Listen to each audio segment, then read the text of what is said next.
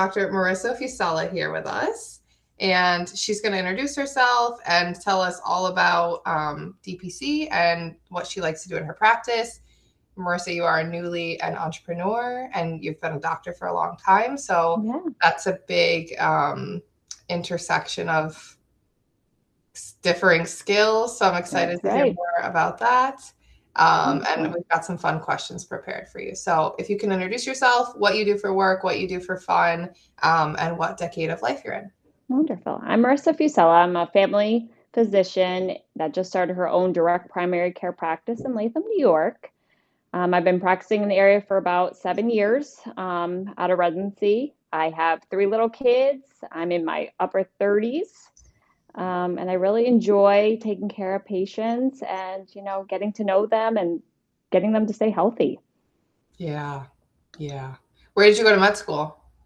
So Edward Via, Virginia College of Osteopathic Medicine. It's in Blacksburg, Virginia. Cool. Yeah. Cool. All right, awesome. So you live in this area. So Marissa serves folks in the capital region. You're in Latham specifically. And I'll make sure everybody knows where to find you. But tell us, why did you decide to pivot into something more direct? Obviously, that's in the name. So you own a direct primary care business, which you're going to define for us. But what inspired you to do that, and what exactly does that mean?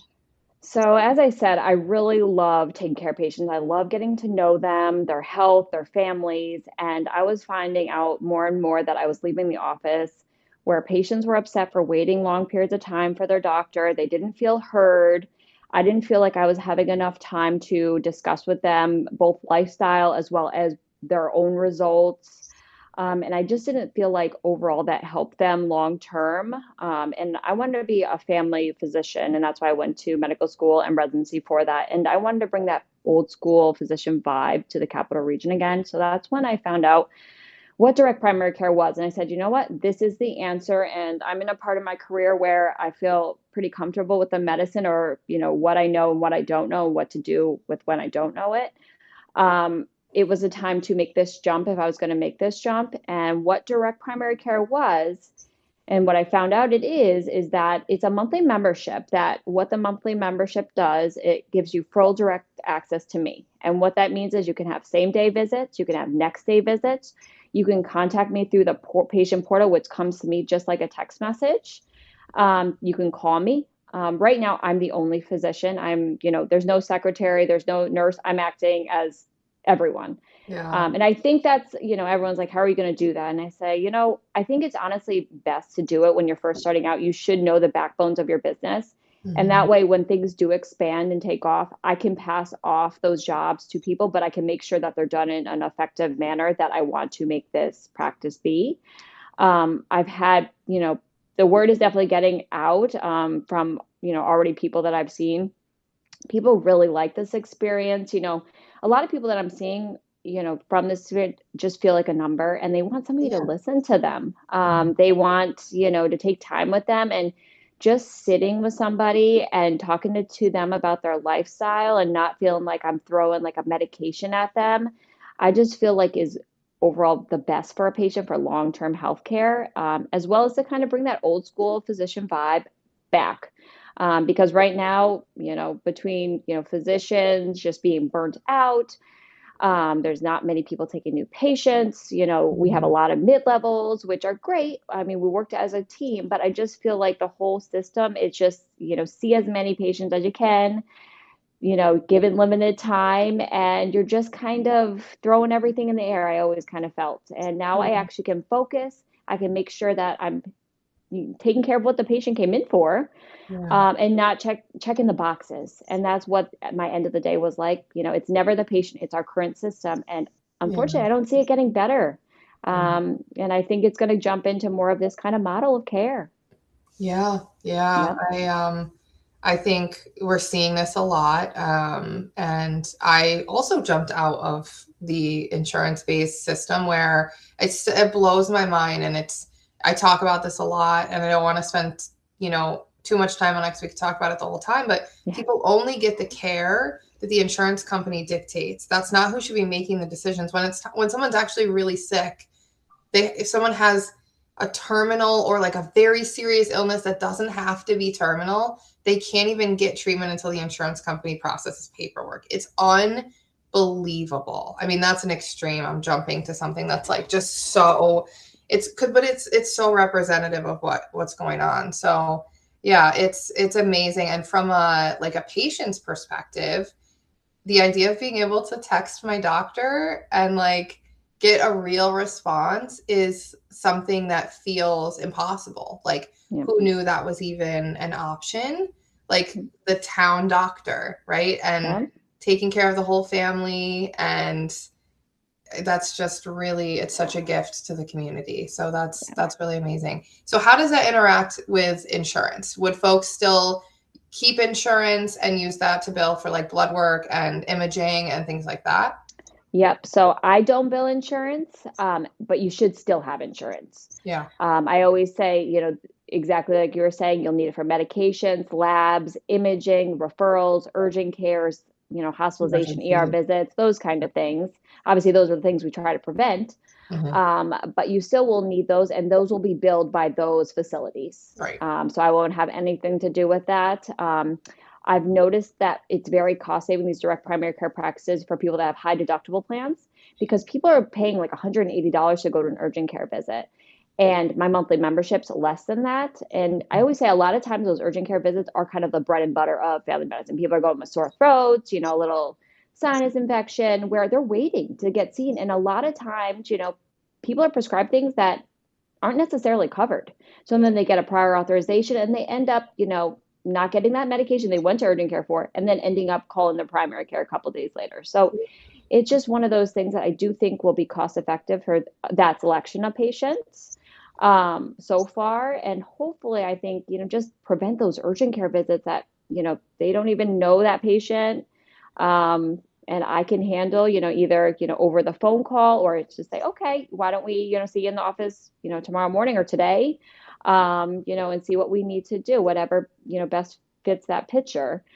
It also is very important for people that have health savings accounts. As of January 1st, under the big bill, health savings accounts up to $150 per individual per month, up to $300 for a family per Hmm. month can be applied to that. And that's huge. So Yeah. people that, are kind of that, even the healthier people that just want to know their doctor, Yeah. they can use that, HSA accounts and apply them to these memberships. And it can be used for, simple questions, preventative, you know, that kind of service. Exactly. Yeah, absolutely. My husband, everybody's got stories. Like it cost him, we had a wedding to go to. This was a couple of years ago. We were getting on a plane and we were like, we home tested positive for COVID. Hmm. And it was like one of my best friends. We were like, we can't miss this Oh, wedding. oh We've got a no. couple days. Let's get that medication. I forgot what it's called. That Yep. really common one. Paxlovid. Paxlovid, so that we can like whatever eliminate our lower our viral load and all that kind of stuff. You And got it. then it cost him $350 to get that, to go to urgent care for 5 minutes and get that. And it was crazy. Wow. Yeah, Yeah. avoiding urgent care is, and our pediatrician's office just got bought out and now they're like not doing sick visits on weekends, and like so it's like, okay, so our only option is urgent care then. Like it's Yeah. just it's a perfect time to open a DPC because it is the missing piece. Yeah. Yeah. It And is and the like solution.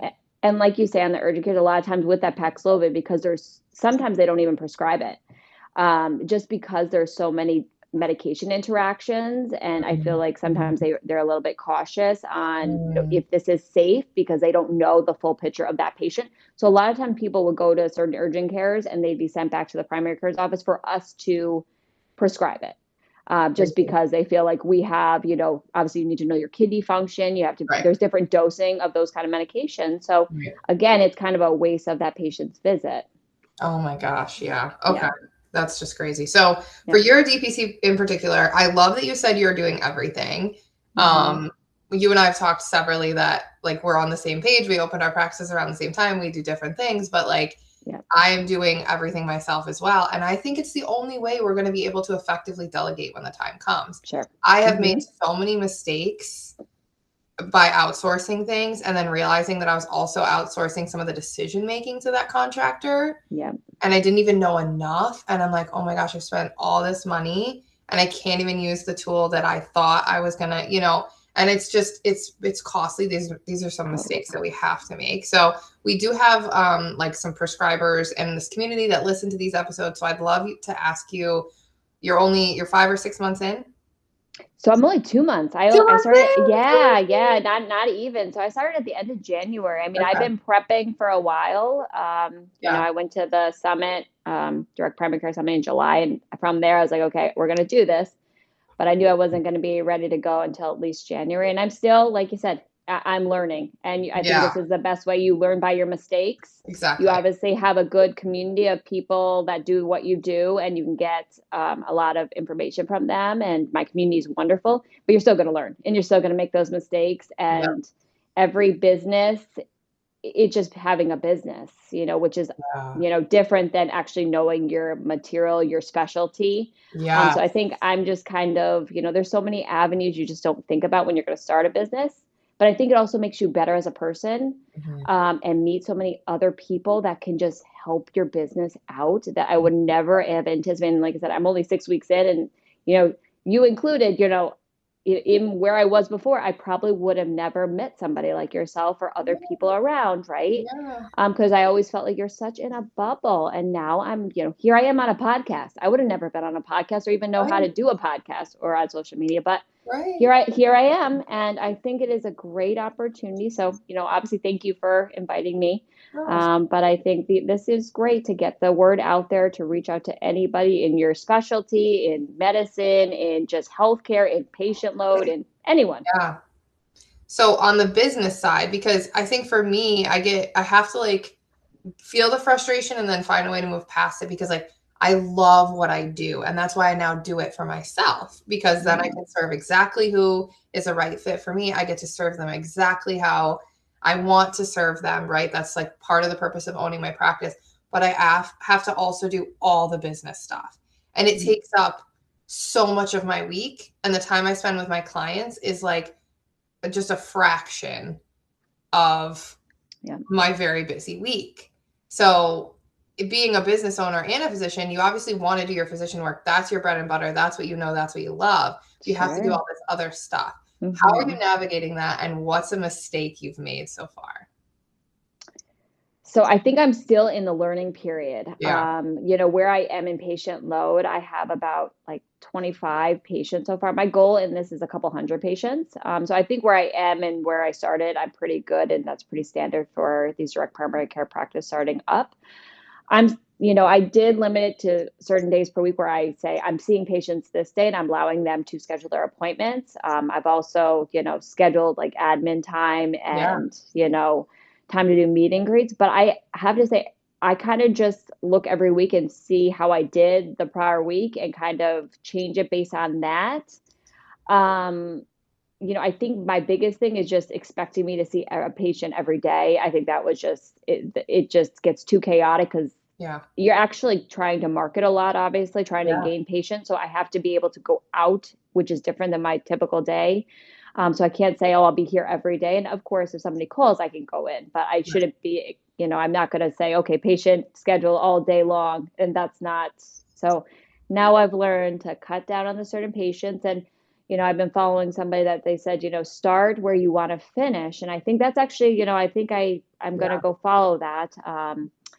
And just trying to change my, avenue of what I want to do and what I, envision in the future. Yeah. Yeah. That's so you've had to, yeah, I think it's like that's like what you do when you're figuring everything out. You Yeah. are like wide open and then Yeah. you have to start to get a little bit more like organized and like focused and how you're going to use your time. Yeah, that's Yeah. so true. You see all ages. Is it your goal to see like a whole family unit? So right now I am a family physician, so I'm trained to see all ages. Right now I'm only seeing 6 and above, just because of vaccines, unfortunately. So Okay. it's very difficult to get small supplies of vaccines, and Um, those 1 year vaccines are very, very expensive. So I know a few of us around here have, started getting them and paying for them, and it's financially it's very tricky. So until I know how many of those kind of patients I'll have, I've limited to 6 and above for right now, and just trying to figure out how we can best do this in the capital region, get those younger population in. I Yeah. mean, this unfortunately, the state health departments won't vaccinate. If I send a script over there, and the pharmacies won't do anybody under 6, it looks like. So Mm. it can be very challenging because I love taking care of the younger ones. And obviously in my prior practice, I took care of the whole family from newborn when they were born and above. But right now, I just don't want to have any limitations. I Of want the course. kids to get vaccinated. I want them to be good to go for school. But usually by 6, they have their kindergarten vaccines, and the pharmacy for right now can do the vaccines thereafter. Um, but hopefully, I'll be able to, see those little babies Yeah. soon enough when there's a better plan in New York State. But unfortunately, it seems like it's a little challenging right now. Yeah. Oh, that makes sense. A logistic Yeah. that no one would even know about, No, to try no, it or figure it out, or like the layperson would never realize. no. No, that makes a lot Yeah. of sense. Yeah. Yeah. Yeah. That one downside to being a smaller volume, right? Right, absolutely. Yep, a little challenge, but it's all right. We'll kind of come up with a plan, and there's a few of us I know that already started, doing different, ways to get around that. But Good. yeah, Good. Yeah, you'll figure it out. You're not even 2 months in. no, You've done so much already. You'll figure it yep, out. So what are some of your favorite patients to see? So you see 6 and up, so that could be literally like every life cycle except newborn and toddler. yeah, Um, yeah, so what are your favorite like problems to solve with people? yeah. So right now I'm really focused on that busy professional, and it's kind of, my husband always say it's like you. Yeah, You have the kids, you have, a busy, practice. You're just trying to balance. You want easy access. You want to, have somebody trusted. yeah, I really love people that, unfortunately, a lot of us as parents, I think we put ourselves last, right? You mhm, focus on the kids, your family, but you don't necessarily take care of yourself. And I'm always been one to just say in general is, you need to take care of yourself before you take care of somebody else. Because if something were to happen to you, who's going to take care of everyone else? yeah, So I want to, take care of people that aren't eating properly, who aren't sleeping properly, who aren't drinking enough water. Just, I was easier said than done. Because those things, once you do them and do them, daily, people will feel a lot better. mhm, And I think these kind of models are the best models to, talk about the lifestyle, diet, exercise, then just throw a pill. Because I know, and I'm sure many people know, people feel like they go to the doctor, somebody gives them a pill. And I always say, unfortunately, that is the easier thing to do when you have those limited time frames. It's not necessarily the best. I always say I have the medications. I know when I need the medications. Usually the best treatment is diet and exercise. Sure, the pill may be needed, but lifelong, you need to be doing something on your lifestyle, yeah, and that is so important. And that takes time. That takes discussion. That takes, individual care yep, that, the typical system, you don't necessarily get in that 15-minute time frame that no, you need. no, definitely, yeah. It's really a crime the way that we treat people, and we have people believing that the pill fixes the problem. Yeah. I don't have to change anything because I take this pill. And Yep. I think, sometimes I'm in these like not like wormholes, but I'm kind of in these arenas where I'm seeing things.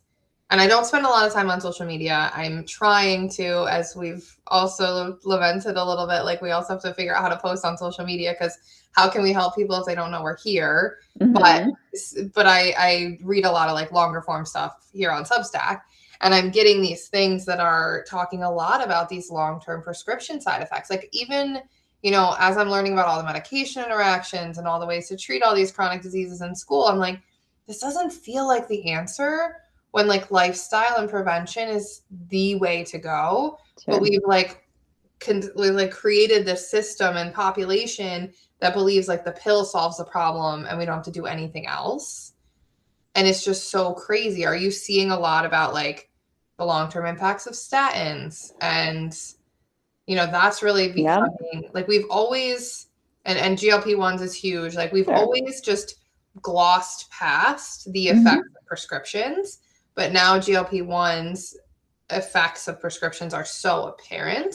And you Sure. see these people who are in their 20s and 30s, they were on them for a year and they now have osteoporosis. Sure. And Yeah. it's like, so that's getting out there a little bit more. So I think it's pulling all the other prescriptions into light. Hey, Sure. we thought this fixed the problem. So what's your take on that? Do you get like really excited to help people get off their statin, to help people get off their blood pressure medication? Like, obviously, I'm not talking about mental health medications. I'm not talking Yeah. about, corner cases. I'm talking about, this, like, for making sure everybody understands, like, the general person with a preventable disease on a Sure. medication that they could have prevented or could fix with lifestyle. Sure. And I think, and that's a great question. I mean, I'm always more for, more of a dietary exercise goal. However, based on people's risk and individualized care, I think when you get into statins and cardiovascular disease, a lot of that, is genetic as well as, levels and, different risk factors that apply. A lot of people that are on them have diabetes, and it's just one of those recommendations. So I'm more of those, I do follow the recommendations. If somebody's required to be on statin, risk versus benefit of Mhm. cardiovascular disease over time. However, I always am one of those that is more preventative, right? So if somebody needs like a medication long term, and you bring up the GLP-1s, I'm more, you need vitamins because those are going to just not just drain your, fat and get rid of the weight. It's going to drain your muscle. It's going Yeah. to affect your bone. Yeah. So you have to be preventative and, do things like get on a multivitamin, get on your vitamin D, make sure you're doing exercise. If they're not up to date with their DEXA, get up to date with their DEXA. You Yeah. just got to be a more preventative approach. But obviously, there is purposes of medications, and obviously there's always side effects. And I think as long as you're doing the risk versus benefits of everything, Yeah. that is so important. Obviously, like anything, there's always risks of things we do. And I think as the physician or the person taking care of a person, you never want the, poor outcome. You always want longevity. You're never looking at something poor happening to the patient. So I think as long as you're well-rounded at using the medications purposely, using diet and exercise, I think you're good for a long life, which is, I think, the quality of life people want. Yeah. So Yeah. true. So true. Are you having a lot of people come to you looking for GLP-1s?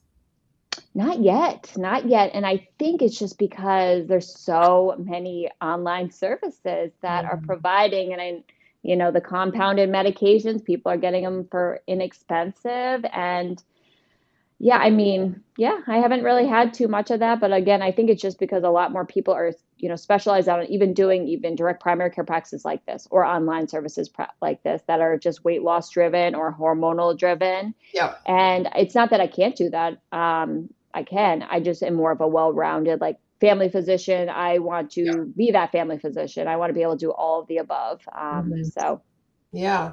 So tell us about compound pharmacy. So it's yeah, something I didn't used to think all that much about. Again, GLP-1s brought a lot into focus because it called so many things forward yeah, with it being like such a cultural revolution, honestly. yeah, So it brought forth compounded pharmacies and compounded medications, and I did a little bit more research and realized that they're like completely unregulated for the yeah. most part.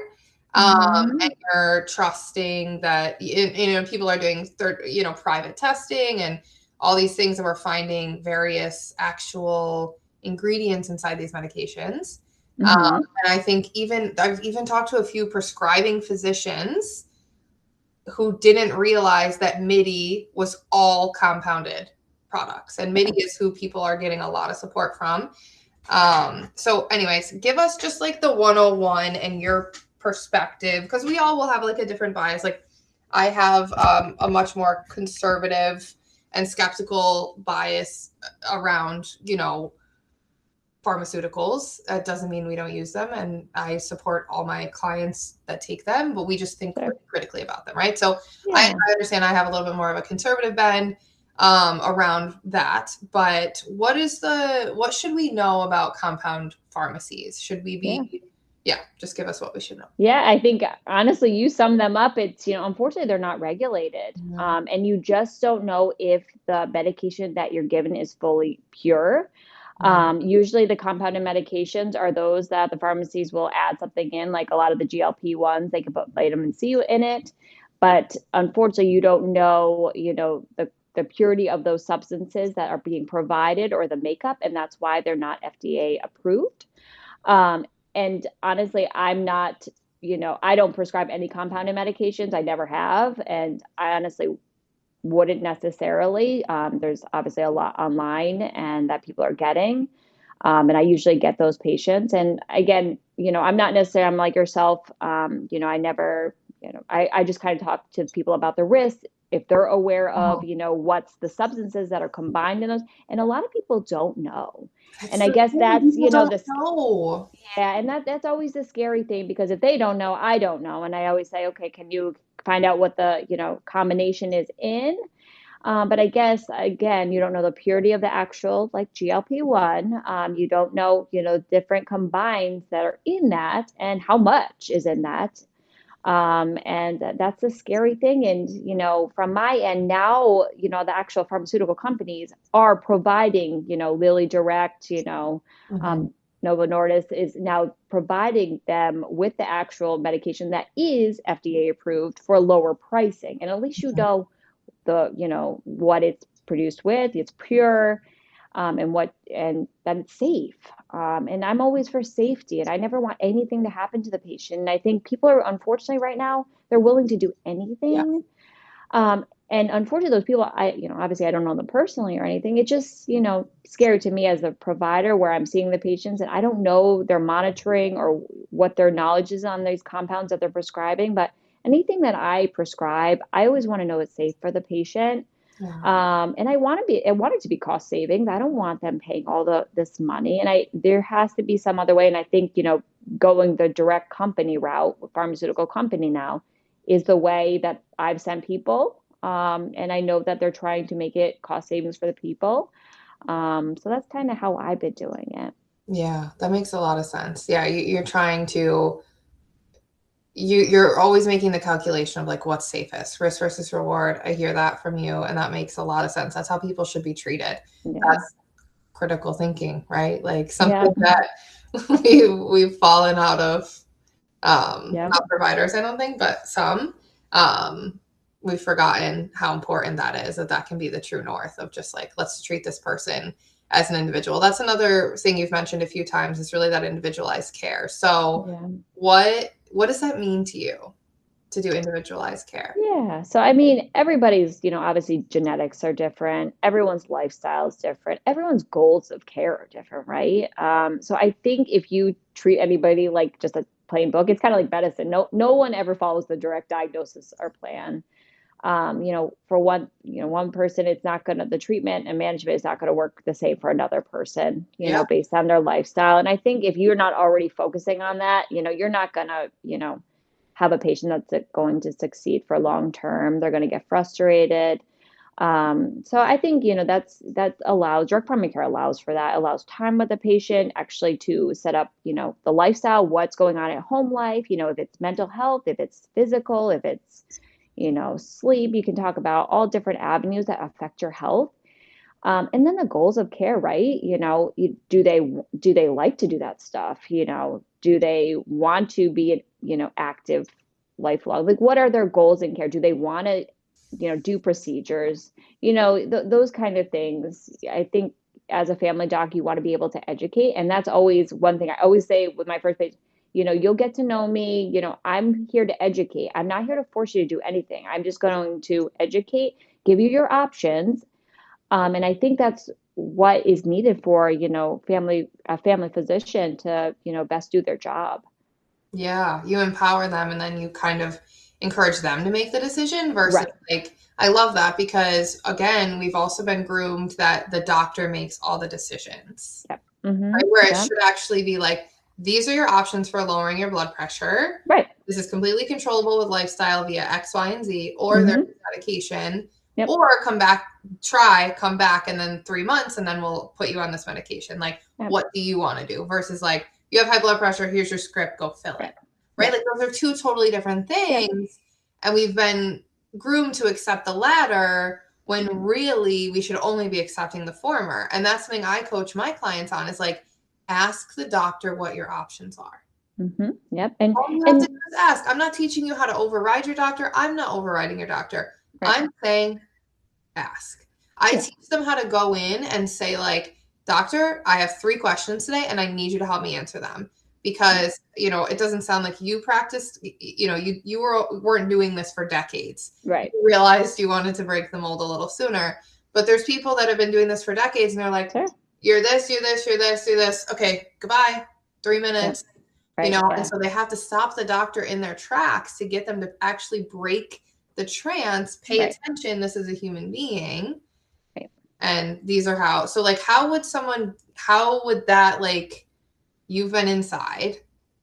How is that received when someone's like, listen, I need help with these things? And like, what questions should people be asking in a conventional physician setting? Yeah. No, I think people love just talking about their personal lifestyle and everything and what they can do. I think that makes them feel good inside. Yeah. Then, just talking about themselves. People always want to talk about themselves and about their, what Yeah. they're about. And I think that makes you feel good and more, goal oriented and just feel better about your healthcare and that somebody's on your team. Yeah. When we tend to just throw a medication at somebody, for one, they don't even know what medication usually it's for or what it's doing or what the potential side effects are. So I think that's always, fearful that, somebody would go right to that. Of course, I always kind of, even when I'm seeing a patient, and sometimes I am more of an easier going, I don't want them stressed coming into the doctors, but I also want them to know there's risk factors. So, there's been times that I said, do diet and exercise, we can do this, but if somebody's blood pressure is significantly high, based on their age, I always say, there's a risk of stroke and heart attack. Yeah. And it may, and this is where you have to put a medication and give, and the reasons why. Because if I kept saying diet and exercise, well, we're at a real severe thing that could Yeah. affect you and hurt you. And so I think as long as you're educating and saying, this is the reason I need to give you a medication now, we're kind of past that diet exercise. We could maybe scale back, but we got to prevent this right now because this could hurt you long term. Right. Right. Yeah. You may be a little bit more firm with like, this is really the deal. Like, Right. Yeah. but you're still going to educate and empower them. Absolutely. Yep. So what should they, if they're seeing someone who isn't you, and this is more conventional, like, Yeah. what should people be asking more of? Yeah. Yeah. So, I mean, I always recommend preventative, making sure people are up to date with all their screening exams. I mean, unfortunately, you're hearing more and more cancers, colon cancer, earlier diagnosis, breast cancer, earlier diagnosis. But I always say those are the ones that if we pick them up early, we usually have a really good prognosis. It's Yeah. unfortunately when people aren't keeping up with their screenings and it's kind of goes a little bit longer that it's a poor prognosis and it's scary. I think for a lot of younger people that, for various reasons, we don't necessarily think it's going to happen to me. But unfortunately, when you're busy, you have kids, these things do happen and they're really scary. One day you're fine, you're hanging out, and the next day yourself or somebody has something and it's really fearful. So, keeping up with your screenings, knowing your doctor. So when something like this happens, either to you or a loved one, they're there for you. Family history. I'm very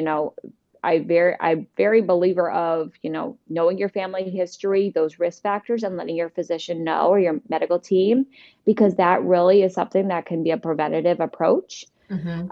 And really listening to your body, because I always say, you're the one that knows yourself best. If something is wrong, we may not figure it out at the first appointment you come, but we will figure it out. And if we can't figure it out, I mean, we'll kind of work together on the best approach. Mm-hmm. But that's where you kind of start. And your prevention is key. Yeah, no, absolutely. So I'm turning 35 this year. So I need Mm-hmm. to find a new primary care doctor because mine retired or something. I don't know. They called me and they were like, your doctor left the practice. Do you want to switch to a new doctor? And I was like, I don't know. So I also, when I was younger, I don't do this anymore. And I'm very honest with my own patients and clients about this. I didn't go to the dentist for 10 years. I didn't go to the doctor super regularly. Yeah. I do now. I go to all of it, dermatologist, dentist, every 6 months, all that stuff. But should I go in and say and should other people do this too? Hey, I'm 35 this year. What preventative testing should I be doing? is the Yep. doctor going to go out of their way to do that? Or should I make sure that I ask them, hey, what do I need to be screening for? What should Yep. I be thinking about? I'm now entering my mid 30s. I can no longer say early 30s, unfortunately. Yeah, But should I people be doing know. that regularly? Like, hey, doctor, Yeah. what else should I be thinking about? You got it. Yeah. So I always recommend at least yearly to your doctors just to kind of as a check-in, Yeah, even if things are good. And you are not alone. I think a yeah. lot of, especially females, have been going to their OBGYNs and kind of Right. been going checking in there. But I do think it's important to establish with a doctor or your just a medical practice and just go in for the routine physicals at least once a year. Usually those what they, include is blood work, just Yeah. general blood work, and obviously based on your age, your screening. So, Mhm. and really as a family physician, that's like the bread and butter. Yeah. They should be doing that. However, it's also good for the patient to be a advocate for themselves and their family and to really, go in and say, is this all my screenings? This is my known family history. I just want to make sure that everything's properly being done. And, from a family physician, it is a standard protocol for screenings that you should be Good, kind of good. following that. Yeah. Okay, good, good. So it never hurts to double check and No, ask no, and just cross your T's and dot your I's and all that. you got it. Yep. Good. Yep. So, is there anything, so you mentioned you like to be like really lifestyle driven, like, is there anything that you wish every adult would start doing? Exercise, Mm, exercise. Even if you don't like it, I think it's one of those things that routine, it's always harder to get yourself into, but after doing it, you feel so much better. And I actually had one patient once tell me she's never felt bad after exercise. of And I course. will always remember that because I think it is such a good point because those endorphins that you produce, it Hmm. just makes you feel so much better. But it's just to get you into a schedule like that Yeah. when people are busy. But I do think that will help you. And that will, once you start doing something like that and thinking better and feeling better, you'll be able to make healthier choices in your diet. The stress will go down. You'll kind of keep being able to add to it. I think when you do it all together, it's very challenging.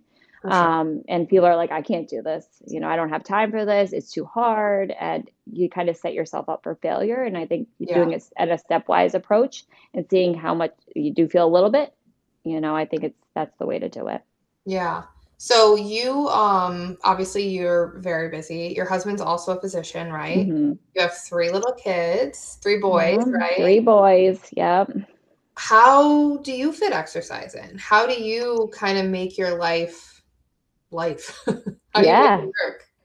So, and I have to say, every, year has kind of been different based on the Yeah. kids and our schedules and what we're able to do. And obviously, this job change. But I have to say, my husband is like my biggest support. He really pushes me.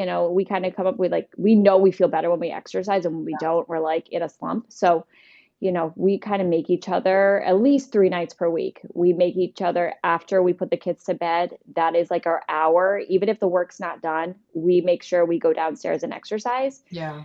and then we're more effective even for another hour doing the typical work. Okay, so you have a Yeah. gym in your basement? Yeah. Yep. What do you Yep. have down there? So we have weights. We have an elliptical. We have the Peloton. Nice. So Good. yeah, a little mixture of things. And we used to go to the gym. Honestly, when we had one kid, we used to drop him off at my mom's and we used to go, but it just got too, consuming by, dropping kids off. And we just don't have any. It takes us a good hour now to go to bed for everyone. So we don't Yep. have that extra hour. I know. But Yeah. Well, yeah. that's really good. And I'm not sure what recommendation you give your patients when you're like, okay, you need to exercise. Do you do that thing where you're like, your prescription today is exercise? Like, I love Yeah. that. Like, I'm Yeah. gonna write Yeah. on my Well, prescription pad. Like, you should get like a little joke prescription pad that's just like exercise. exercise. Yeah, you know what? Yeah. And that's a great thing, and a lot of times it is those simple goals. It's like, Yeah. by the next time I see you, I want to know something that, a new activity that you did. And it's a lot of times for the older population, they're like, not really doing anything on a daily basis. And they want, like, they have a lot of, things on their mind. I'm like, go out and, go to find a program you like, go Yeah. take a walk, go find a gym, go do some pool therapy, Yeah. just some kind of goal that becomes more active and is new to them before I see them back. And I think when people have goals, they're more likely to kind of try to obtain them or Totally. find out how they can. So, yeah. Totally. And there's all this new research out about like that you only need like 30 minutes of weightlifting like once or twice a week to have like to really close the gap on progress Yeah. with body composition and muscle and bone. And like Yep. over here in the screen, like two 30-minute sessions does 90% of it. And this is only like 10% more when you start doing more and more, Yeah. like maybe more physique based, but like that's so encouraging. And so Oh, your absolutely. patients are like, I don't know where to start. Just walk, just do a Yeah. couple minutes, just do something. Like, what do you generally say? Just do something you like? Yeah, so I always say 30 minutes, 5 days a week, getting that heart rate up. It doesn't matter what you do, whatever you Yeah, enjoy doing. So, yeah, and I do incorporate, especially with females, a little bit of just low weights. It doesn't, you don't have to be a bodybuilder, right. but like even 1, 2 pound weights, whatever is light for you. Because I do see that, even 3 times a week, you start feeling stronger. Yeah, Even if it physically doesn't look like you're stronger, you just feel much better, and people feel better, and it's overall just healthier for you. yeah, for sure. Do you where do you send people like so someone like me, I can't get a DEXA approved by insurance. So Mm. I'm looking for someone who there's a place that used to do it. I've been like asking all my local like Yeah. physician connections and friends if you Yeah. know of anywhere that does it. I've done an in body, which is great, but I Yeah. want a proper like DEXA with body composition. Do you have a place you send people, or do you generally just have them do their insurance covered DEXA once they're age appropriate? Yeah. So unless they have a risk factor, I tend not to do any I don't have anything wrong with them because obviously there's a lot of mobile testing, that Yeah, people do. I just don't know necessarily if it's always needed. So I'm very, guideline based. yeah, Obviously if a person has a fracture risk, or has sprained their ankle and they broke their ankle and they're your age, that should need some kind of DEXA.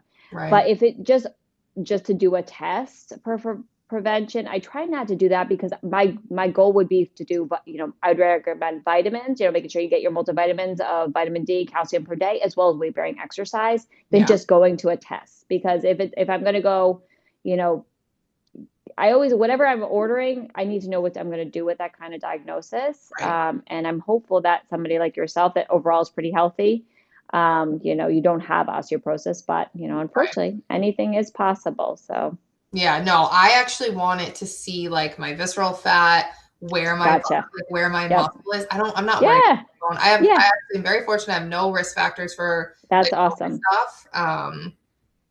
And I'm not worried about that. But I do want to see it. And I kind of just want to like write about it and I want to do firsthand because like in my practice, right? Like I like to do my firsthand stuff and like be on the cutting edge of Yeah. these things so that I can then tell Yep. my clients like this is exactly what it was like. This is exactly what I learned. So like That's great.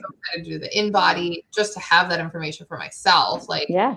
and then yeah, but those machines are I would love I'm not a brick and mortar. If I was, I would probably buy one, but they're like $12,000. So Yeah. Yeah. And I think these testing are becoming more popular. I haven't heard of anything, and they might be out of pocket, to be honest. I don't know any, imaging facilities that do this right now, definitely. But yeah. yeah, I mean, this is going to be definitely what people are doing more and more, and whole body scans. People go down to the cities to get Yeah. those done too. So, Yeah. um, Speaking of that, I just thought of this like that, because that's like so important in prevention because things are so sneaky, especially I think too, like if I have people on GLP-1s, I'm like, you need to get a DEXA scan because mhm. obviously. Um, but what do you think about medical tourism? Have you been hearing anything about this? Like people going to like Turkey or Mexico to like get all these preventative tests done? So I haven't had any experience. I'm sure people are Yeah. absolutely. And I think I'm going to learn this more and more as I'm practicing this way, just because obviously people are, learning to pay out of pocket for even imaging testing to be done because obviously they're not getting to their deductible. So they're like, okay, well, what would it be out of pocket? But I haven't had any, even in prior practice, I didn't have anybody that was necessarily traveling unless they were like vacationing somewhere and had to go, were getting checked in by their own doctor there. Right. Right. Yeah. It's going to be interesting. I haven't had anyone either, but I see it on like YouTube and stuff. And I'm like, oh, Yeah. this is really happening as people are more primed to be used to paying out of pocket anyway. Yeah. And it gets a little challenging, I think, when people go out of the country because obviously our medical systems are different. And when people get certain tests done there where, our medical degrees are, we can't really Yeah. identify what that screening exam even means here, it gets a little challenging, Yeah. I think. So, but again, I always want prevention for the patient. I think you would just kind of take those kind of results and work it up based on our standards here and obviously prevent from that. Yeah, it's such a fine line, and I think like Yeah. trying to be providers who are like thinking ahead and focus on prevention, it's like a hard line between like the research doesn't always, and you can disagree with me on this. I don't think the research keeps up with Hmm. the anecdotal stuff, and Sure. obviously, we don't make our patients' decisions based on anecdotes, but at the same time, the research is a little bit delayed Mm-hmm. on things, which can be hard because, and also the balance of like, I am very big on this, and I think you are too. We're not going to collect data unless we know what we're going to do with it, Right, right. especially because Yes. that's time, that could be money. That, like me, I'm different. I can be a guinea pig for myself. I can go collect Yeah. data and then figure out what I want to do with it because I'm Right. a provider. Like I Right. understand that and I'm Right. doing it for a purpose, but like I'm really big on that with my patients. So it's such a hard balance Yeah. to like stay in prevention mode, to, be skeptical with some of the latest things, like to evaluate that risk reward. There's no risk to an in-body scan, right? Right. Right. Yeah. Especially if it's available to you complimentary Hmm. or something. But like, Sure. but not everything is that. So like, what are you Right. doing to find the balance between like trusting the research, staying ahead with prevention, helping your patients feel empowered? Do you have any like kind of final thoughts on balancing all of those pieces? I think, like you said, I think it's very challenging. And I think Yeah. trying to find, the best up to date, research and just keeping on top of that as well as just, being up to date with your practice and taking care of your own practice and their patients and obviously guidelines and everything always changing, right? And, there's always comments about everything and, beliefs about different things. And I just try to be, I think, open to everything and try to my best of my knowledge, educate. And I'm always honest to patients if I don't know it. Yeah. We'll find the answer. And that's, I think a big part of this is as long as you're honest with people and you're working together to find the best solution, and if it could be from just looking things up or, referring out, that's why we have specialists. Right. And we're all a team. Yeah, I think as long as you can do that, that's always the best for the patient. Yeah, that's really, really good. Amazing. Well, thank you. Thank Um, you. yeah, that was, I think, the questions I had for you. So I'll ask Wonderful. my closing question that I ask everyone. What do you want to be doing when you're 80 years old? Wow. So I would love to be, just spending time with my family. Hopefully, I can't even imagine my little ones having grandkids, but, No. and just traveling, with them. Because I think it's one of those things we always thought we would just be traveling the world, but we realize, in our part of our life, our grandparents, to our kids are like the biggest support system. Yeah. So I think, now looking at everything with my husband, it's like, okay, we're going to want to help them, and we want to take them on trips, just like our parents take us and our kids on trips and we make memories. And if I can remain active, mentally stimulated, I think overall that is the way to live. Yeah. Yeah. Yeah. That made me want to ask one more because this feels fitting to you. What are you doing to protect your longevity right now? Is there anything specific besides, Yes. diet, exercise? Yeah. Yeah. So, I mean, right now, and I think this is a huge part of why I went direct primary care too, is, I was realizing everything I was preaching to the patient, I wasn't able to do on my own. And Yeah. I just don't think that's right. And I Yeah. said, you know what? This way I can take my time. I really can focus on, the simple things. Unfortunately, it's like the water, the sleep, the exercise. And I'm not saying I get it done every day. I still don't. And I think I'm still trying to work things out. But, trying to do those, water intake, getting proper sleep, de-stress, exercise, take that time for myself. And it's challenging on a daily basis, I think, for most people. But, I think what I want to promote for my patients, I want to be able to do myself and let them know it works and let them know what doesn't work. And we're all in this process of learning and making mistakes. And I think sometimes that's unfortunately what you have to do. You kind of have to make a lot of mistakes, and then it just builds you to be a better person, a well rounded person, you know. So that's kind of what I've been doing. Yeah, and it doesn't have to be perfect. No, absolutely not. No, I think you'll never be perfect. No. Exactly. Mm-mm. Yeah. No. Shooting for that is totally the enemy of making any progress and being healthy. Yep, you got it. Definitely amazing. Well, thank you so much, Marissa. So, Well, thank you. tell everybody where can they find you? So, if you're Yeah. on social media, if you'd like to share your email address, I'll obviously link to like your website and stuff. You're based in Yep. Latham. You're accepting Yep. new patients. So, where can folks get in touch with you? Yep. So I'm on Facebook, Fusella Family Medicine. I've linked my meet and greets through there. You can Great. find my meet and greets through my website, fusellafamilymedicine.com. I'm on LinkedIn as Marissa Fusella. I have an Instagram, drmarissa.com. Great. And you can find me in any of those. I would love to talk to anyone. Perfect. I will make sure to do that. Well, thank you so much for taking your Wonderful. time Thank you so to much. be It with was so us. nice. Yes. All right. Well, we'll talk to you soon. Have a good All rest of right. the day. Sounds good. You Thanks, too. Take care, everybody. Emily. Bye. Bye.